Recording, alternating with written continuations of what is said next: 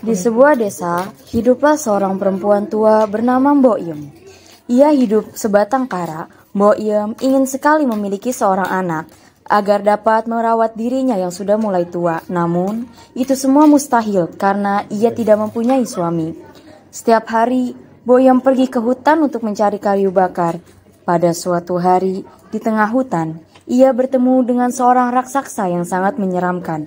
Tubuh raksasa itu lebih tinggi dari pohon. Kulitnya penuh dengan bulu kasar.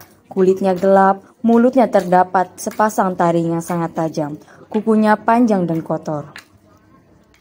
Mbok Yem tak dapat berkata apapun, ia hanya terdiam. Ia gemetaran lalu sang raksasa berkata, "Hei perempuan tua, jangan takut. Aku tak akan memakanmu. Lagi pula dagingmu sudah alot dan tak enak."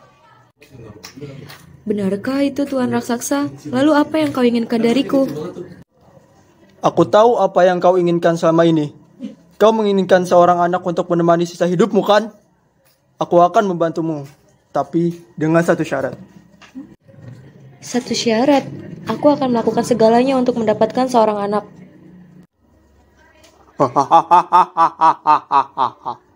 Memang manusia sangatlah serakah. Baiklah, aku akan memberikan biji timun ini.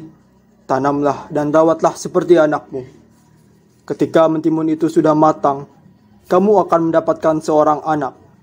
Kamu bisa menjaganya seterusnya. Tapi, ketika anakmu berumur 17 tahun, aku akan mengambilnya, kemudian untuk menjadi tepanku. Baiklah, aku akan melakukannya. Lalu raksasa memberi biji mentimun tersebut. Mbok Yem menanamnya dengan penuh kasih sayang. Lalu beberapa bulan berlalu. Suatu hari, Mbok Yem pergi ke kebun untuk memetik timun tersebut. Setelah tiba di kebun, ia melihat dari sekian banyak mentimun, ada satu mentimun yang sangat besar dan berwarna emas. Setelah memetik mentimun berwarna emas, Mbok Yem langsung membawa pulang mentimun itu ke rumahnya. Setiba di rumah Mbok Yem, langsung meletakkan timun di atas meja dan membelah dengan sangat hati-hati. Dan setelah itu Mbok Yem sangat terkejut karena ada bayi perempuan yang sangat cantik dan bayi itu diberi nama Timun Mas. Timun Mas tumbuh menjadi seorang gadis yang sangat baik hati dan cantik jelita. Timun Mas selalu membantu ibunya untuk mencari kayu bakar. Atas kebaikan Timun Mas, Mbok Yem tidak rela untuk kehilangannya yang akan menjadi santapan raksasa.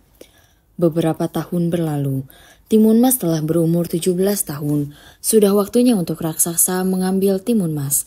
Mbok Yem menyuruh Timun Mas untuk bersembunyi di kamar. Tiba-tiba terjadi goncangan yang sangat keras. Itu adalah langkah kaki raksasa. Mbok Yem gemetar ketakutan. Dengan suara yang keras, raksasa itu berkata, "Hai perempuan tua, mana anak perempuanmu yang telah kau janjikan padaku?" Dia sedang mandi di kali, Tuan Raksasa. Dia sangat bau. Kau pasti tidak akan suka memakannya. Baiklah, seminggu lagi aku akan datang kembali untuk membawanya ke hutan. Tentu saja, Tuan. Aku tidak akan mengecewakanmu. Maka kembalilah raksasa itu ke hutan. Mbok Yem dan Timun Mas sangat lega karena mereka masih ada waktu untuk bersama. Namun setelah seminggu berlalu, raksasa itu kembali. Ibu dan anak itu tidak mau berpisah. Timun Mas kembali bersembunyi.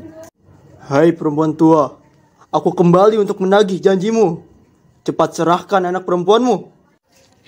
Maaf, Tuan Raksasa.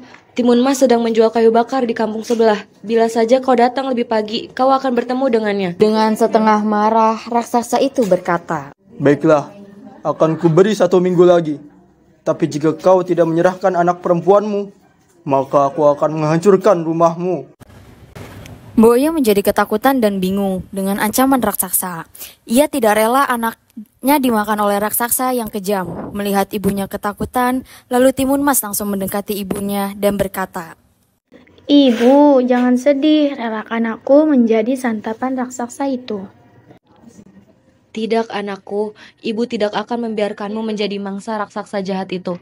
Ibu akan melakukan apapun untuk menyelamatkanmu. Lalu Mbok Yem teringat saat di pasar menjual kayu bakar, banyak yang mengatakan bahwa ada seorang peramal yang sangat hebat dan dapat memecahkan segala masalah. Ia tinggal di atas gunung di tengah-tengah hutan, namun biayanya sangat mahal.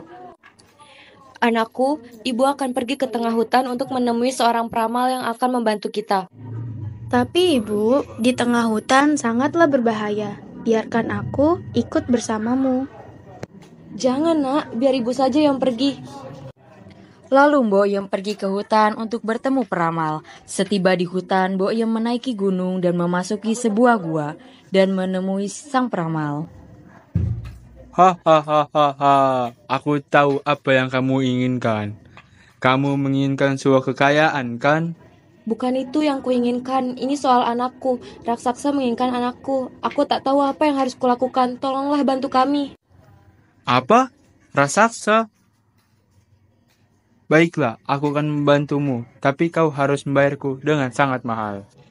Aku hanyalah penjual kayu bakar, tapi aku akan berusaha untuk membayarmu. Aku pikir tak ada yang bisa mengalahkan raksasa yang tingginya melebihi pohon dan bergigi tajam.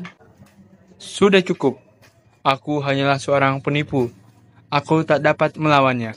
Lalu sang peramal beranjak pergi dari tempat itu. Mbok Yem sangatlah sedih. Ia tidak tahu apa yang harus dilakukannya. Ketika perjalanan pulang, ia merasa lelah. Mbok Yem beristirahat di bawah pohon sejenak. Ia bermimpi ada seorang peri yang menghampirinya. Hai Mbok Yem, aku akan membantumu dan Timun Mas untuk mengalahkan raksasa. Benarkah? Apa yang harus kulakukan? Suruhlah Timun Mas lari dari rumah dan bekali dirinya dengan biji timun, jarum, garam, dan terasi. Itu adalah senjata bagi Timun Mas untuk melawan raksasa. Lemparkan satu persatu pada raksasa saat Timun Mas berada dalam bahaya. Lalu Mbok Yem menyiapkan segalanya. 1 minggu berlalu. Saat pagi hari, Mbok Yem memberi yang diberitahu sang peri hutan dan menyuruh Timun Mas lari dari rumah menuju hutan. Seketika, terdengarlah langkah kaki raksasa. Ia melihat Timun Mas berlari menuju hutan. Raksasa pun mengejarnya. Meskipun panik, Timun Mas masih mengingat perintah ibunya untuk melempar bekal yang sudah disiapkan. Benih mentimun itu langsung berubah menjadi lading mentimun dengan buah yang besar-besar. Karena kelaparan, si raksasa memakan mentimun-mentimun di ladang itu. Setelah kenyang, ia kembali mengejar Timun Mas. Meskipun perutnya yang kekenyangan membuat jalannya menjadi lambat, raksasa itu tetap bisa mengejar Timun Mas karena langkah kakinya yang panjang. Lalu, Timun Mas melempar jarum, seketika jarum itu berubah menjadi hutan bambu yang menusuk tubuh raksasa. Itu tidak menahannya dengan lama. Timun Mas pun melempar garam. Seketika pula garam itu berubah menjadi lautan. Raksasa terpaksa harus berenang untuk mengejar Timun Mas. Dengan rasa takut, Timun Mas langsung melempar terasi ke dalam laut. Seketika pula laut itu berubah menjadi lumpur hisap yang menghisap raksasa ke dalam dan tenggelam untuk selama-lamanya. Timun Mas lega, ia telah selamat. Timun Mas pun kembali ke rumah Mbok Yem. Mbok Yem senang sekali melihat Timun Mas selamat, ia menyambutnya. Terima kasih Tuhan, kau telah menyelamatkan anakku. Sejak saat itu, Timun Mas dapat hidup tenang bersama ibunya. Mereka dapat hidup bahagia tanpa ketakutan lagi.